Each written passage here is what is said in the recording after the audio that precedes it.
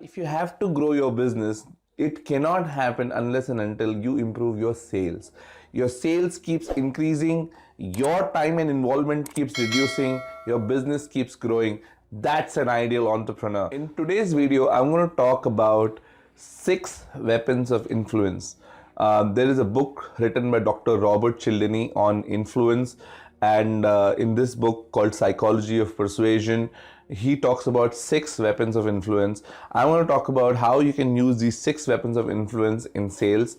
The first weapon of influence is reciprocity. Okay, and reciprocity really means that if you do something for the customer without the customer's expectation, and you do it genuinely without expecting anything in return, more often than not, the customer then feels obliged to do something for you, which means more chances of them agreeing to do business with you, more chances of them agreeing on your terms and conditions. There is a big research. If you want to read about that, you should read the book. But reciprocity really works. It works so much so that at negotiation tables, if somebody offers you a cup of coffee and a plate of cookies, even that disarms your defenses, and you're more obliged to do something for them because they offered you a coffee or cookies for you. Now, that really works in sales as well. That is why whenever you are doing sales with your customers, why don't you do something nice for the customer before you actually start talking about your sales pitch? What nice is something for each business to look at, for you to find out what is it that you can give the customer. And mind you, don't think of this as a bribe. This is something that would be really free of cost for you, but a lot of value for the customer. For example, you could give them a research paper on their industry and how they can grow their business before you actually start talking about your business service. Just giving them that research report to read and thinking about them gives them the perspective that you are thinking about them, and they get more obliged to now start thinking about you and your benefit. That's a weapon of influence. The second weapon of influence is authority.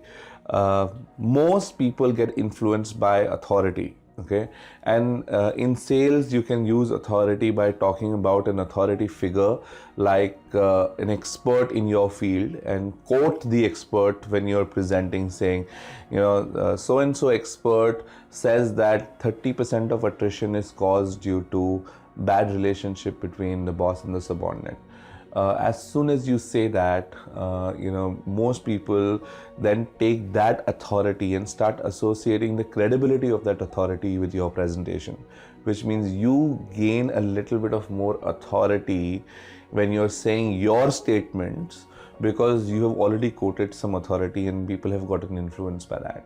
So that's a way to gain credibility with the customer and get them to listen to your sales pitch, agree to your sales pitch a little more. So that's the second tip. The third one is social proof. People get influenced when they see others following in the same direction, going in the same direction. They want to follow suit. They get influenced by who's bought from you, and if they see enough people bought from you or enough credible people buying from you, then they would want to buy from you as well.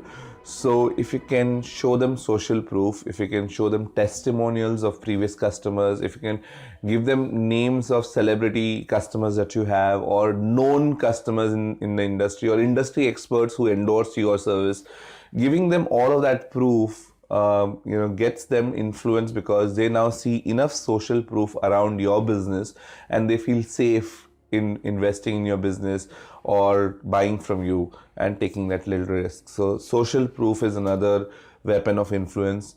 Most business owners don't collect testimonials from satisfied customers. They should, because those testimonials start to shape people's impression about you and influence them to make buying decisions in your favor, right? That's a weapon of influence number 3. We are now going to talk about weapon of influence number 4, which is liking Most people buy from those who they like. I have done a video earlier about building relationship and building rapport with the customer before you start your sales pitch. Make sure to go and watch those videos. But the simple thing is that most people buy from others who they like. If there are two offers on their table where everything is equal, they're going to go with the person who they like more.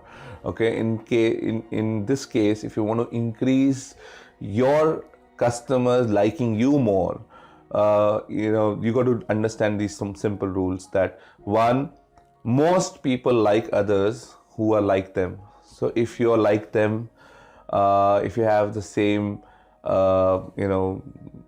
commonalities, the same habits, same hobbies, finding something like a common ground will help them like you more.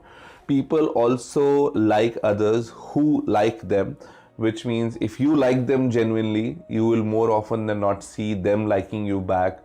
So first, develop your liking for your customer, and so many other tips about building relationship. Make sure to watch the other videos on that. But building a relationship or a genuine liking about the customer, they liking you, will help you sell better. Okay, that's weapon of influence number 4.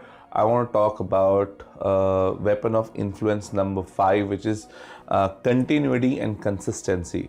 Okay, most human beings, when they take small decisions, they want to continue on that path for some time. That is exactly why most subscription based services work so really well. People subscribe for a month or two, but they continue to keep the subscription on because they don't want to deviate from the habit of that subscription, even if that subscription isn't fulfilling their need anymore. And that is why, as a salesperson, if you can get your customer to start with small commitments with you, maybe a trial pack or a trial service or a trial, take a small variant of your product. Okay, once they start using that, okay, you can then start pitching for higher services, more period of involvement, or different variants of your product which are costlier. Why? Because now they are used to your brand, now they are used to your service, now they've taken a small risk and invested themselves to deal with you. They will continue to deal with you for some more time. So that's continuity and consistency as a weapon of influence. Get small commitments first, and as customers walk into that relationship and start investing time and money, they will walk a long way with you. The last weapon of influence that I want to talk about is scarcity.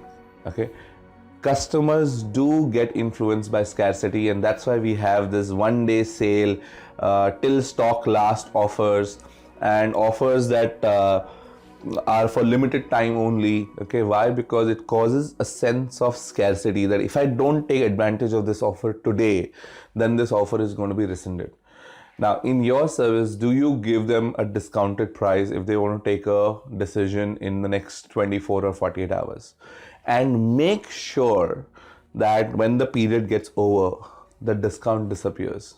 If the discount doesn't disappear after that period is over, and they know that the discount is available even afterwards, then this weapon is not going to work. This weapon only works on your causing scarcity and making sure that the scarcity is real in the customer's perspective, which means if there is a limited time offer, make sure that that offer is not available beyond the limit. Okay, you have to enforce it, and that's how customers then get tuned to taking those offers, going on that particular day of discount and making sure that they avail of these big discounts and so on. So season discount, or I know of an organization that does a discount day once in a year, and everybody waits for that day to come so that they can actually go and make some major purchases with that particular organization. So stuff like that. These are the 6 weapons of influence. I hope you use them in your business to increase your sales. We have more than 100 tips on improving your sales, and I promise you that these tips are solid, implementable ideas that will increase your sales and enhance your business. So please like, share, and subscribe, hit the bell icon, and see you in the next video.